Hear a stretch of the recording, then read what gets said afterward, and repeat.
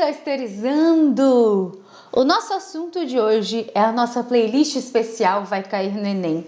E esse vídeo é mais especial ainda porque é o vídeo que vai fechar a nossa playlist com chave de ouro. A gente já teve Grécia e Roma, a gente já teve Idade Média, a gente já teve Brasil Colônia, Brasil Império, Brasil República e agora nós vamos falar de Idade Moderna segunda-feira e agora vamos falar de Idade Contemporânea, fechando a sua revisão com chave de ouro. Por isso, se você curtiu essa playlist, se você gostou dessa playlist ou se você tá chegando agora nessa playlist, não importa, já deixa o seu like se de alguma forma este canal e essa playlist te ajudou com os seus estudos. Então deixa seu like. Não se esqueça de se inscrever nesse canal que também é muito importante para os seus estudos e para o crescimento do canal no YouTube. Vamos falar hoje de Idade Contemporânea. A gente na aula anterior falou sobre a Idade Moderna. Eu trouxe até mesmo aqui de novo os períodos e marcos históricos que a gente já conversou na aula anterior, mas eu não posso deixar de te lembrar que nós estamos então agora no processo da Idade Contemporânea.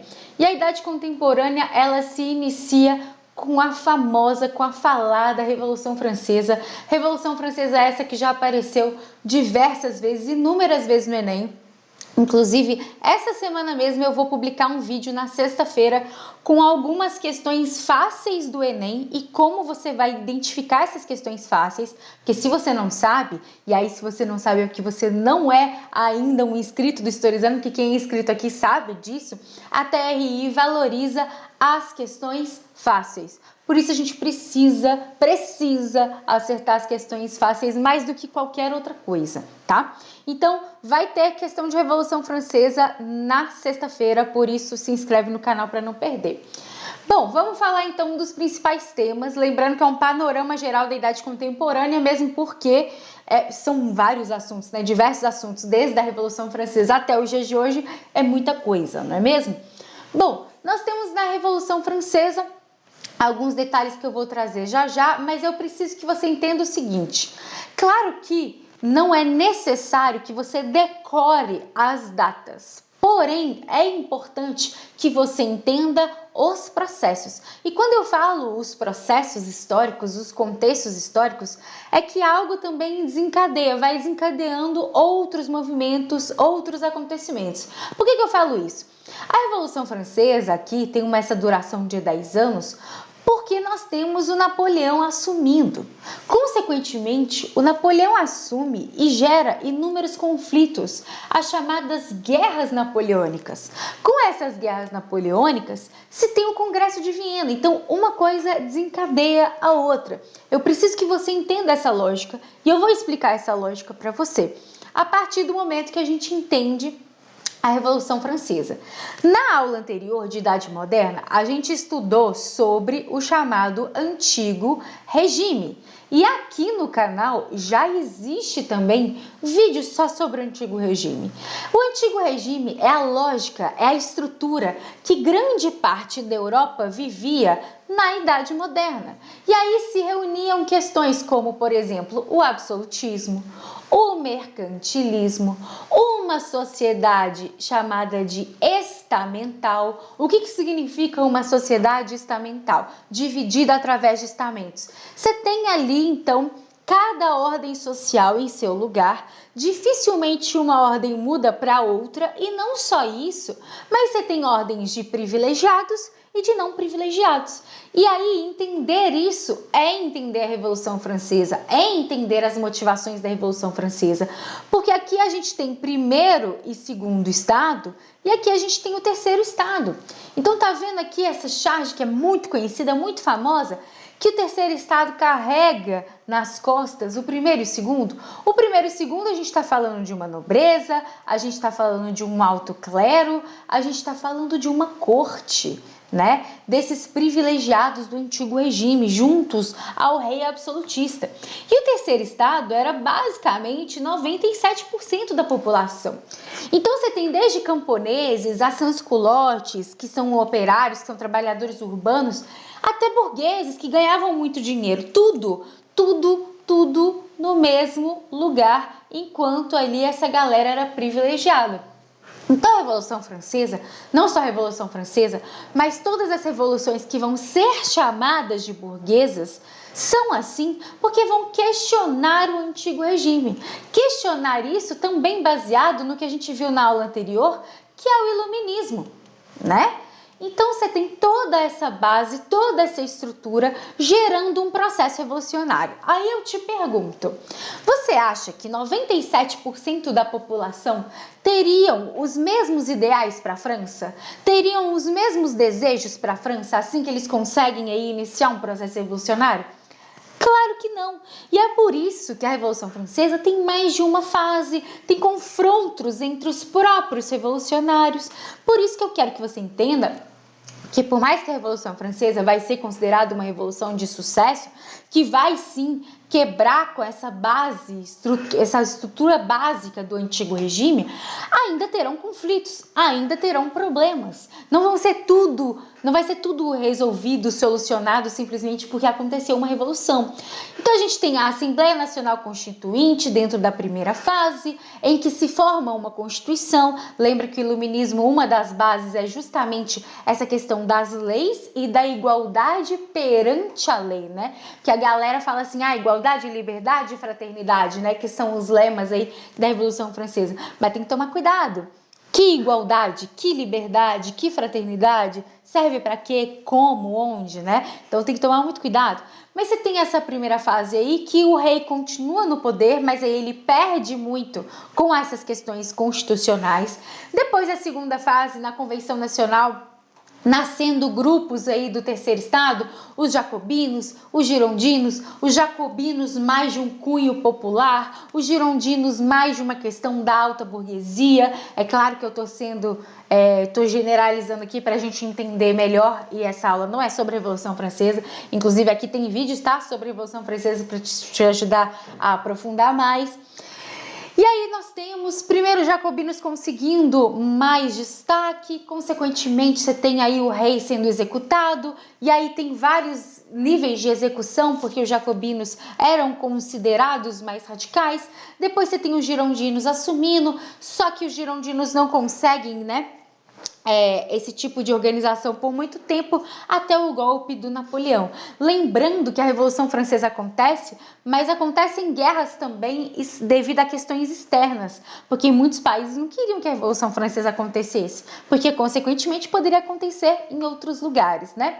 E aí a gente volta para essa questão do Napoleão, as guerras napoleônicas. Napoleão assume com esses ideais da Revolução Francesa e, consequentemente, instala também o chamado bloqueio continental. O bloqueio continental é um bloqueio com relação à Inglaterra. Existiu uma grande rivalidade essa histórica, né, entre Inglaterra e França, e aí nós temos aí um bloqueio para tentar isolar comercialmente falando a Inglaterra. Questões até mesmo que geram a vinda da família real para o Brasil, né? E isso a gente já discutiu no vídeo sobre o Brasil Império. Mas o que é interessante entender aqui é que o Napoleão abala muito as estruturas da Europa, principalmente a Europa Ocidental. E com a derrota do Napoleão, nós temos o chamado Congresso de Viena, que é um congresso também que a gente pode chamar de Congresso Conservador. Por quê? Depois de todas essas estruturas quebradas de certa forma, principalmente com a Revolução Francesa, Declaração de Direitos do Homem e do Cidadão, fim da servidão na França, etc, etc, etc.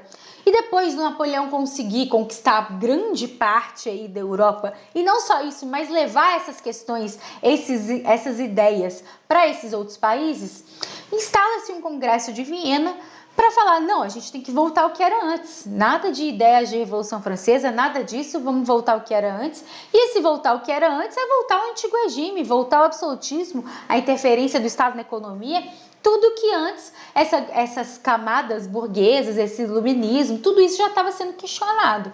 E aí, consequentemente, você tem um novo desenho aí do mapa europeu, em que o Império Russo, o Império Austríaco, a Prússia, a Dinamarca, a Sardenha, várias regiões vão tentar retomar o que era antes, só que não vão conseguir. Porque logo depois existem as revoluções do século XIX reagindo a isso. Não só as revoluções do século XIX, que tem uma base de ideia liberal, e aí o liberalismo mesmo, como a gente conhece hoje, ele nasce no século XIX. Então você tem uma base iluminista de algumas ideias, mas o liberalismo mesmo é do século XIX. E não só isso, mas outras ideias também começam a surgir, como por exemplo o socialismo utópico nasce, e depois o chamado socialismo científico, então o anarquismo, várias ideias no século XIX. O século XIX na Europa é um vulcão aí de ideias e ideologias, é importante de se entender também. Bom, e aí, falando no 19, além de todos esses processos revolucionários, a gente também não pode deixar de falar do imperialismo. Imperialismo esse que a gente já discutiu um pouco no vídeo de Idade Moderna, porque eu falei da segunda Revolução Industrial, né? Então, nesse contexto de segunda Revolução Industrial, de mais produção de energia, de petróleo, indústria farmacêutica, indústria automobilística, precisava-se de mais territórios, mais mercado, mais matéria-prima, mais tudo. E aí vem o processo imperialista, que a gente sabe que é um processo extremamente violento. Ele parte não só da Europa, mas também dos Estados Unidos. O Japão também tem uma parte nisso tudo. Aqui tem vídeo de imperialismo, se você quiser se aprofundar. Tem tanto vídeo de imperialismo na África, quanto na Ásia, quanto imperialismo dos Estados Unidos. Que aqui no canal o vídeo tá como Doutrina, Moral e Política do Big Chic, né? Então a gente tem inúmeros processos de interferência desses países em outros lugares, em outros países, o continente africano sendo um dos mais afetados de todos. Tão afetado que teve a Conferência de Berlim no final aí do século XIX, que eles literalmente partilharam a África, né? Esses países, como se a África fosse simplesmente um pedaço de bolo ali, deixado de lado para a galera partilhar, algo assim que nos dias de hoje, pelo menos para mim, é considerado um absurdo, né? Mas a gente sabe muito bem que ainda existem iniciativas nesse sentido no mundo atual. Tem também a Revolução Russa, como eu disse.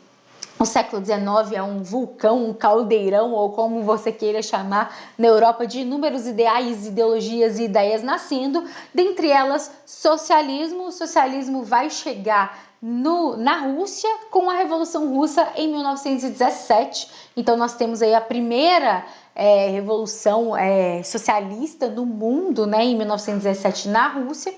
E nós temos aí diferenças entre mencheviques, entre bolcheviques. Aqui também tem vídeo no canal.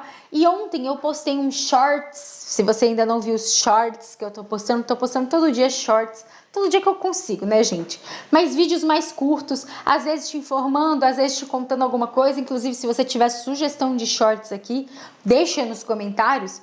Mas eu postei um short falando da censura que tá rolando na prova do Enem. Não sei se você viu, é uma notícia que tem rolado nesses dias, principalmente devido às questões de exonerações que estão acontecendo no INEP. Mas eu já vou te avisando que essa censura, infelizmente, não é novidade, tá? Para quem conhece o Enem, para quem mexe com o Enem, não é novidade. Desde o início desse atual governo, ele já tinha falado que ia rolar censura e já está rolando. Então, as estruturas da sua prova vão se parecer muito com as das duas últimas provas, que é desde que quando esse governo assume. Então, eu acredito que não role uma questão de Revolução Russa, por exemplo, porque essa censura é uma censura meio... Não sei se eu falo burra, porque, sei lá, acho que burra até é elogio, mas é uma censura no sentido de, eu não posso cobrar a Revolução Russa, eu não posso cobrar a ditadura militar, tipo, umas coisas que não tem nexo, não tem sentido, né? Mas, de qualquer forma, eu deixo aqui a minha sugestão, tem vídeo de Revolução Russa no nosso canal, se você não se lembra muito bem da Revolução Russa, eu aconselho dar uma revisada, tá? Agora... eu não colocaria minha mão no fogo, porque como tá rolando censura, assuntos como esses, infelizmente, são considerados perigosos, algo assim, sei lá, você tá com medo da Revolução Russa? Eu não tenho medo da Revolução Russa, não. Não, estudar a Revolução Russa no início do século XX, eu não tenho nenhum medo disso. Ainda sobre o imperialismo, nós temos aqui, para vocês verem essa partilha, né, da África, é interessante notar que Inglaterra e França vão ter destaque nessa partilha da África. Então aqui nós temos principalmente no sul da África, e até hoje, né, África do Sul, por exemplo, e aqui norte da África a gente tem a questão francesa, a questão da Argélia, etc. Aqui no canal também tem inúmeros vídeos sobre o processo decolonial de descolonização ou das independências desses lugares. E aí a Alemanha e a Itália vão acabar, entre aspas, aí chupando o dedo, vão ficar para depois. E para quem não sabe, os processos de unificação e de formação da Itália e da Alemanha são considerados tardios. O que significa ser considerado tardio? É formado aí depois de inúmeros outros países já terem se formado. Então é só no século XIX também.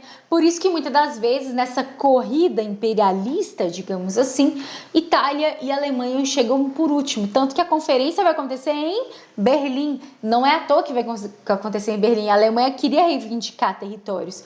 E é claro que isso aqui, por mais que tenha conferência, tentativa de acordo, não se chega de fato a um acordo, né? E, consequentemente, vão existir conflitos entre esses países, entre essas nações, com relação a disputas territorialistas e imperialistas, tá? Aqui eu fiz questão de colocar uma imagem do tio Sam também com relação ao imperialismo, porque os Estados Unidos também é bastante imperialista, não só no século XIX, mas no século XX, existem inúmeras histórias. Aqui no canal eu já falei sobre um livro que eu li esse ano, se eu não me engano, acho que esse ano, sobre o imperialismo na Nicarágua, mas existem assim... a América Latina como um todo, todos os países já sofreram de alguma forma processos imperialistas dos Estados Unidos e em outros lugares também, né, o Oriente Médio, etc. E aí são inúmeras as discussões com relação a esse imperialismo dos Estados Unidos, mas também tem do Japão, tem também da questão da Europa, lembrando aí do chamado fardo do homem branco, existiam inúmeras justificativas por que eles precisavam, né, desse processo todo, e aí essa imagem é muito sobre isso, né, que é o tio Sam carregando esse fardo, que é levar civilização para essas pessoas, etc, etc. Enfim, algo bastante preconceituoso, né, bastante xenofóbico e etc, etc. Bom, nós temos o século XX, graças a esse processo imperialista e todos esses processos que aconteceram no século XIX, vão culminar em grandes conflitos do século XX, como, por exemplo, a Primeira e a Segunda Guerra Mundial. Na Primeira Guerra Mundial, nós temos um processo anterior aí de Belle Époque, de uma questão financeira melhor, de questões culturais, mas que não dura muito tempo. Também rolou a chamada paz armada, lembrando que todos esses assuntos tem vídeo aqui no canal se você quiser dar uma aprofundada. Consequentemente, nós também temos esse processo imperialista que gera aí conflitos e confrontos entre os países. Não só isso, mas questões de nacionalismo também. Isso mesmo, o nacionalismo desde o século XIX, aí, finais do século XIX, gerando inúmeros confrontos, incluindo a questão do pan-germanismo e do pan-eslavismo. Então são regiões disputadas por essas questões nacionalistas que culminam na Primeira Guerra Mundial. No período entre guerras, então a gente está aqui de 18 até 39, 1918 até 1939, o destaque vai ser para esses eventos aqui, que é a crise de 29, uma crise que vai abalar não só os Estados Unidos, crise de superprodução, da quebra da Bolsa de Valores, não vai abalar só os Estados Unidos, mas praticamente todos os países, né? Por que eu falo todos? Porque todos os países capitalistas foram abalados, logo a Rússia, nesse caso, na época, a União Soviética, né, não vai ser abalada nesse sentido, porque é uma economia fechada, planificada. E aí nós temos a ascensão do fascismo e do nazismo, muito também por uma questão de fim da Primeira Guerra Mundial. Eu trouxe aqui para vocês uma imagem, por exemplo, que é sobre o tratado de... Minha tela tá péssima. Versalhes. Por que eu trouxe esse tratado? Esse tratado aqui gera o que a gente chama de revanchismo alemão. Ao final da Primeira Guerra Mundial, a Alemanha vai ser a última a sair da guerra, consequentemente esse tratado vai colocar a culpa praticamente toda da guerra em cima da Alemanha, gerando esse processo de revanchismo. E isso vai favorecer sim a ascensão do nazismo na Alemanha, da mesma forma que a Itália, que vai participar a princípio da Tríplice Aliança, mas depois vai para a Tríplice Entente, mas não consegue os territórios que lhe foram prometidos, também vai gerar um processo de revanche, de revolta, sem contar a grande crise econômica financeira que esses países estavam vivendo pós-guerra. Gente, era uma guerra mundial, né? Logo, já falei isso aqui, todo mundo já está cansado de me ouvir falando, guerra gera prejuízo. Não importa se você ganhou ou se você perdeu. Se você perdeu, mais ainda, né? No caso da Alemanha, perdeu e ainda foi culpabilizada como se fosse única e exclusiva responsável pela guerra. Então você tem a ascensão do fascismo e do nazismo nesses países.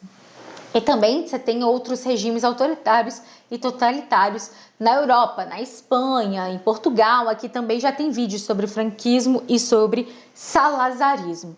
Bom, nós temos a Segunda Guerra Mundial devido a esse processo de revanchismos, devido também, mais uma vez, ao imperialismo. O imperialismo, então, não vai ser um problema resolvido aí, né, na Primeira Guerra Mundial, e da ascensão do nazifascismo, querendo ou não, vai contribuir e muito para essa guerra, né? Porque quem inicia mesmo a guerra, o confronto direto, é o próprio Hitler, tentando aí expandir ao máximo os territórios germânicos. Então aqui, como eu disse, a gente tem a Tríplice Aliança e a Tríplice Entente. Aqui é na... Oh, minha tela, por favor, tela. Aqui é na Primeira Guerra Mundial. Não sei porque não está funcionando, tá, gente? Peço perdão. Mas aqui é na Primeira Guerra Mundial. E aí nós temos na Segunda Guerra Mundial acontecendo aqui entre eixo e aliados. Aqui, gente, tem a França também, tá? Na imagem não tá, mas basicamente, se você não sabe, eu vou te contar. A França, ela foi um dos primeiros territórios invadidos pelo Hitler, então ela foi tomada pelo Hitler e pelo nazismo já no início da guerra. Então foi difícil para a França ter uma participação tão direta assim quanto esses outros países. E aí o eixo chamado eixo Roberto, né, que a galera zoa, assim, é uma das únicas coisas que eu consigo decorar dessas... Pra mim, dessas besteiras, né, gente? Ficar decorando as coisas, não precisa decorar nada. Mas o que é Roberto, né? É Roma, Berlim, Tóquio, beleza? Então o Japão também um país imperialista, também um país que nesse momento com regime autoritário vai aderir a esse lado da guerra. Então nós temos aqui representando a crise de 29, aqui representando a ascensão do nazifascismo e aqui representando o processo da Segunda Guerra Mundial. A princípio Hitler ele consegue grande parte aí de territórios da Europa Ocidental, porém ele também consegue assinar um tratado de não agressão com Stalin na União Soviética, só que ele mesmo rompe esse tratado. E a partir do rompimento desse tratado e da guerra com a União Soviética, começam-se as derrotas de Hitler, e aí tanto a União Soviética vai em direção à Alemanha, a Berlim, quanto a Inglaterra e outros países que eram aí dos aliados, incluindo os Estados Unidos, também vão invadir a Alemanha, consequentemente a Alemanha de novo. Não vai ser a última, vai ser a penúltima a sair da guerra, porque o Japão vai ser o último. A gente até coloca, até aqui no canal, as aulas de Segunda Guerra Mundial é dividida em dois, né? A Guerra da Europa e a Guerra do Pacífico, que o Pacífico vai mais ser entre o Japão e os Estados Unidos sobre a influência aí das ilhas e dos territórios da região do Pacífico. Então o Japão vai ser o último por isso, porque ainda vai continuar um confronto aí com os Estados Unidos até a bomba de Hiroshima e Nagasaki, tá? Bom, e aí nós entramos no processo chamado de Guerra Fria, né? Guerra Fria, o nome Guerra Fria quer dizer que não houve nenhum tipo de confronto? Não. Houveram inúmeros confrontos, muito derramamento de sangue, mas nenhum confronto direto entre União Soviética e entre Estados Unidos. Então, no final da Segunda Guerra Mundial, vai se dividir a Alemanha vai perder novamente, vai se dividir a Alemanha e vão se instalar maiores disputas entre Estados Unidos e União Soviética. Dentro dessas disputas acontecem também os processos de descolonização, como eu disse. Não sou muito fã desse nome e a maioria dos historiadores e historiadoras também não, porque, gente, pensa só, descolonização. Ah, eu te colonizei, agora eu não quero mais, vou descolonizar. Não, gente, não é isso. Eu invadi seu território e agora você vai lutar por uma independência e me tirar daqui. Foi basicamente isso que aconteceu, tá? Então foram inúmeros processos de independência. Tiveram processos que foram acordos, E tiveram processos de guerra, né? Nós temos guerra de independência, nós temos a guerra do Vietnã, primeiro a questão da Indochina, depois do Vietnã. A gente tem a questão da Argélia, por exemplo, né, que a independência com relação à França, independências com relação a Portugal e a questão do salazarismo. Então, assim, são inúmeros os processos. Já apareceu também falando sobre o apartheid, e aí tem que tomar cuidado, porque o apartheid é o seguinte, rolou na África do Sul o apartheid, mas já tinha rolado independência na África do Sul, tá? Então toma cuidado, rolou a independência, rolou o processo de apartheid, que é, claro, essa questão de separação, né, de brancos e negros, e aí, consequentemente, nós temos movimentos aí contrários a essa segregação até o fim do apartheid no início dos anos 90, isso mesmo. Já apareceu em prova essa questão do apartheid. Nós temos também a Conferência de Bandung, de 1955, que é essa imagem aqui. Coloquei essa conferência por quê? Porque vai ser uma reunião da maior parte desses países, desses territórios, não querendo nenhum tipo de alinhamento na Guerra Fria. Porque nesse momento de Guerra Fria, você tem muita pressão de questões de alinhamento. Você está a favor dos Estados Unidos ou você está a favor da União Soviética? Até aqui na nossa aula sobre República Populista, eu falei sobre isso. O Brasil passou por isso, por essas questões de pressão. O Jânio Quadros resolveu adotar uma política independente, isso gerou problemas, que gerou problemas também no governo do João Goulart, e aconteceu o golpe militar, que também tem a ver com a Guerra Fria. Os Estados Unidos, o imperialismo dos Estados Unidos na América Latina, promoveu o apoio de inúmeros processos de ditaduras militares, não só no Brasil, mas em vários países da América Latina. Então é importante da gente entender, e observe que eu fiquei falando aqui com você todo esse tempo e tudo eu fiz conexão, tudo eu fiz ligação. Você não precisa decorar números, datas e nomes. O que você precisa entender é fazer as conexões, fazer essa lógica histórica, entender de contexto, entender causa e consequência. Essa é a importância da história, não só para a sua prova que você vai fazer que está chegando, eu sei, mas aqui, ó, para o seu raciocínio, para o seu entendimento, para o seu pensamento crítico. E é por isso, e não é só... E assim, desculpa, gente, mas você acha que está rolando censura na prova de história por quê? Porque ninguém tá afim que você consiga entender tudo isso. Ninguém tá afim que você... Ninguém, eu digo, desse governo, tá? Tá afim que você entenda, que você faça esse tipo de conexão, tá? Então, assim, o perigo todo da prova, o perigo todo da aula de história é esse, que você entenda o que está acontecendo na sua frente, o que estão fazendo, não só com você, mas com o seu país. Mas, enfim... Gente, eu acho... Deixa eu ver se eu coloquei mais coisas pra vocês. Coloquei! Eu já virei aqui, né, achando que tava no fim. Mas tá no fim. Ainda com relação à Guerra Fria, eu fiz esse quadrinho aqui pra você lembrar de algumas coisas. Primeiro, com relação à economia, nós temos a economia capitalista nos Estados Unidos e a adoção do Plano Marshall. O que é o Plano Marshall? Empréstimo, muita grana na Europa no final da Segunda Guerra Mundial para a Europa, pelo menos grande parte da Europa Ocidental, continuar junto às questões capitalistas, coisa que não acontece na Europa Oriental, né? Que aí entra aí do lado da União Soviética, por isso o lado socialista e aí a adoção da Comecon também investindo dinheiro nessas questões. Nós temos aqui a OTAN e a CIA, a OTAN como uma aliança militar, né, nesse momento. Lembrando, gente, que hoje a gente chama de Guerra Fria, mas na época ninguém sabia que era fria, não, tá? Inclusive, ambos os lados desenvolvendo tecnologias de bombas atômicas, né, de questões atômicas, então era muito perigoso. Então, de um lado, uma questão da OTAN e da CIA, né, militar, espionagem, e do outro, o Pacto de Varsóvia e a KGB. Nós temos também corrida espacial, isso rola várias vezes aí durante o processo da Guerra Fria. Tem até um documentário explicando aí na Netflix, se eu achar o nome eu coloco aqui para vocês, só falando dessa corrida espacial. É tipo 20, 30 minutos, assim, é algo rápido. É um episódio de uma série da Netflix que só explica as coisas. Eu gostei, vou achar o nome e deixar aqui para você.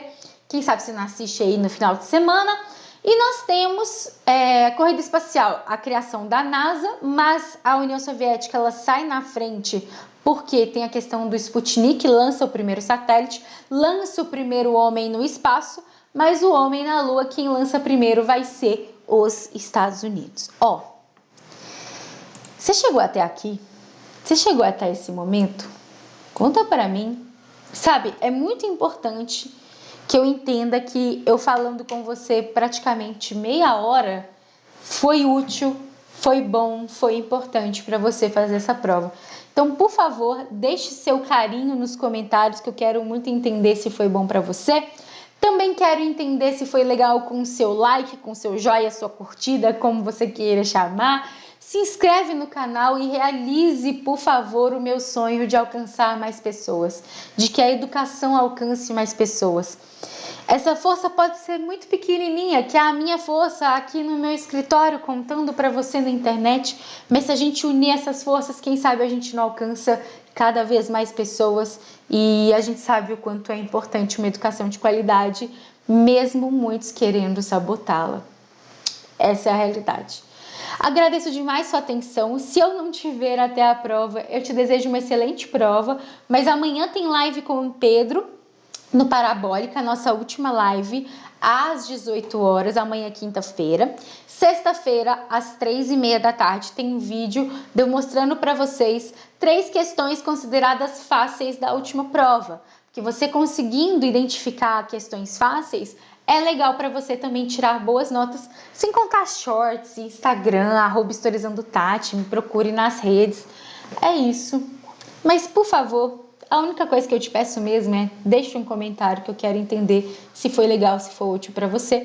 Lembrando que aqui no canal tem vídeo de todos esses assuntos que eu comentei, tá? Sem exceção. Todos esses assuntos. Muito, muito, muito obrigada pela sua atenção. Um beijo e até a próxima.